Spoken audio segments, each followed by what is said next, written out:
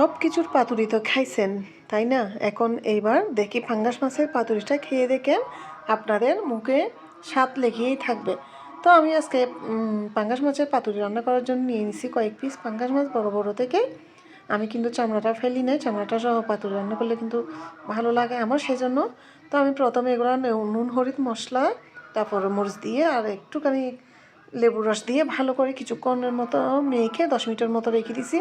এরপর আবার ওই মরিচ মশলার মধ্যে হলুদ মরিচ মশলা, লবণ, পেঁয়াজ বাটা, রসুন বাটা, আদা বাটা সবগুলো একসাথে দিয়ে তারপর দিছি সামান্য এই গরম মশলার গুঁড়ো 1 চামচের মতো, সবগুলো একসাথে দিয়ে ভালো করে একদম মেখে ফেলছি।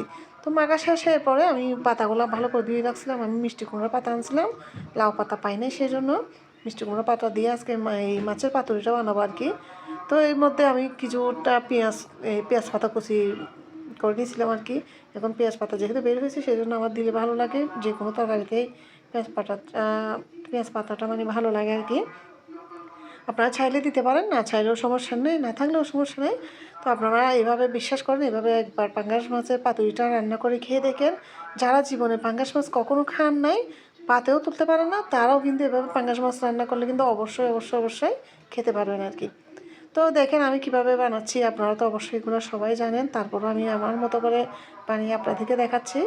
তো প্রথমে আমি সবগুলো ভালো করে মেখে একটু একটু করে পেঁয়াজ পাতা দিয়ে সামান্য আবার মরিচ মশলা যেগুলো ছিল ওগুলো একটু একটু দিয়ে একটা পাতাতে করে নিয়ে ভালো করে সুন্দর করে একদম ফেঁচিয়ে ফেলছি আর কি। ভালো করে পেঁচিয়ে তারপর এগুলো দুইটা দুইটা করে পাতা দিচ্ছি আমি সবগুলাতে।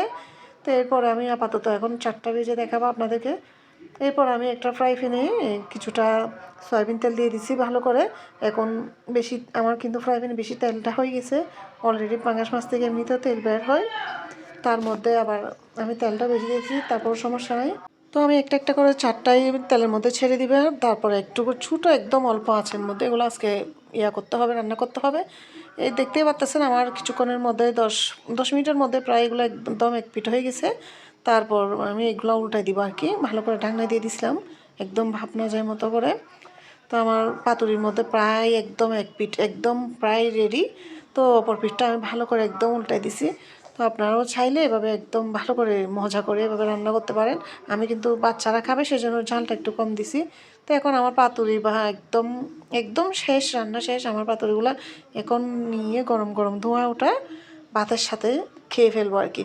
তো আমি আপনাদেরকে একটা কেটে দেখাচ্ছি, এটার সুন্দর কত সুন্দর একটা কালার আসছে, ভিতরে ঘ্রাণটা তো কিন্তু অসাধারণ হয়েছে, ঘ্রাণটা অনেক অনেক সুন্দর ঘ্রাণ বের হচ্ছে আর কি এই পাতুরি থেকে।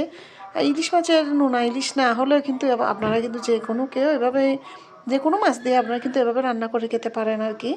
তো দেখেন আমি ভাতের সাথে নিছি, আপনারা দেখতে পাচ্ছেন বাইরের কালারটার ভিতরের কালারটা কত সুন্দর হয়েছে। তো এখন আমি ভাতের সাথে একটা নিয়ে খেয়ে দেখবো আর কি, গরম গরম যদি এভাবে আপনারা যে কোনো মাছের পাতুরি যদি এভাবে রান্না করে গরম গরম খান, এটা কিন্তু অসাধারণ হবে খেতে। আমি কিন্তু এখানে একটা জিনিস দিতে ভুলে গেছিলাম, সর্ষে বাটাটা। এখন আমার কাছে সর্ষে বাটা অলরেডি ফ্রিজে ছিল, তারপরে কিন্তু আমি ভুলে গেছিলাম, এটা আমার মনে ছিল না। এটা আপনাদের যদি থাকে আপনারা দিবেন, না থাকলেও সমস্যা নয়, আপনারা পেঁয়াজ কুচি দিয়েও করতে পারেন। এটা কিন্তু সচরাচর সবাই কিন্তু পেঁয়াজ কুচি দিয়ে এই সবাই এভাবে পাতুরি রান্না করে আর কি। আমি কিন্তু পেঁয়াজ বাটা সহ দিয়ে দিছি, বাটা সবগুলো বাটা দিলে কিন্তু এটার আলাদা একটা অন্যরকম ফ্লেভার আসে। তো খেয়ে দেখতেছি অসাধারণ হয়েছে, মাশাআল্লাহ, খুব খুব মজা হয়েছে। আপনারাও রান্না করে ট্রাই করুন।